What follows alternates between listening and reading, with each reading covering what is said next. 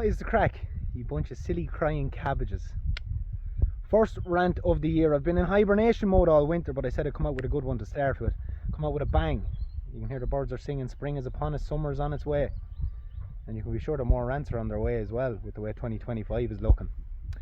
But anyway, yesterday was Patrick's Day, and now today the Irish are crying. They're crying and crying and crying, and you're all crying. Why are you crying? You're crying because you think that Conor McGregor was somehow a representation of the Irish nation, when in fact he wasn't asked there as a diplomat. He was just asked there to speak on behalf as a Irish MMA star, as a Irish man, Irish father, Irish husband. I didn't say he was good at any of them roles, although he was very good at the fight. I'll give him that much. And I don't know, is it between the Colombian marching powder or the fact he's getting a bit punch drunk, but he was talking a bit funny yesterday. But everything he said definitely resonated with me, and I know it resonated with about 70% of the population. The 30% it doesn't resonate with are the ones who fail to acknowledge and actually account for the fact that Ireland is undergoing an economic migrant invasion, and there's no other way to discuss it. And Micheál Martin and our Taoiseach Harris, our ex-Taoiseach Leo Varadkar, got very upset. They're all slandering him, and it's not just slander. Some of it is fact. He was accused and he was convicted of the crimes that they said in their posts. But leave it to one side for a minute, right? Who would you rather go represent you? One of those three pricks that I just named? Because they don't represent me. I can fucking tell you damn right here and now, they do not represent me.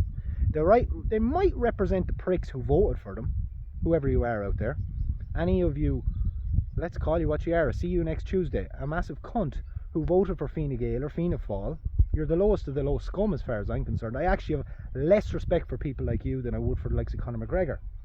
But tell me this, would you rather one of the economic migrants that came into this country in the last 6 months, whether he came from Syria, whether he came from Morocco, Zimbabwe, I don't care where he came from, Timbuktu, would you rather one of them go and say that they represent Ireland? Because the rest of you want to play along with the fantasy that if somebody says they identify as Irish, that means they are Irish?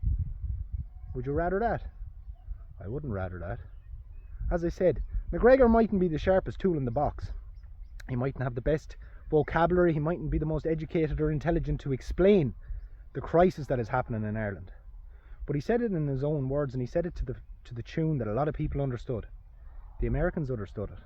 And Trump was very, very clever in how he asked him to speak on Patrick's Day. He put him ahead of Micheál Martin. He took him before he took any of the rest of our so-called representatives. We mightn't be happy about it, but I'm happy about what he said.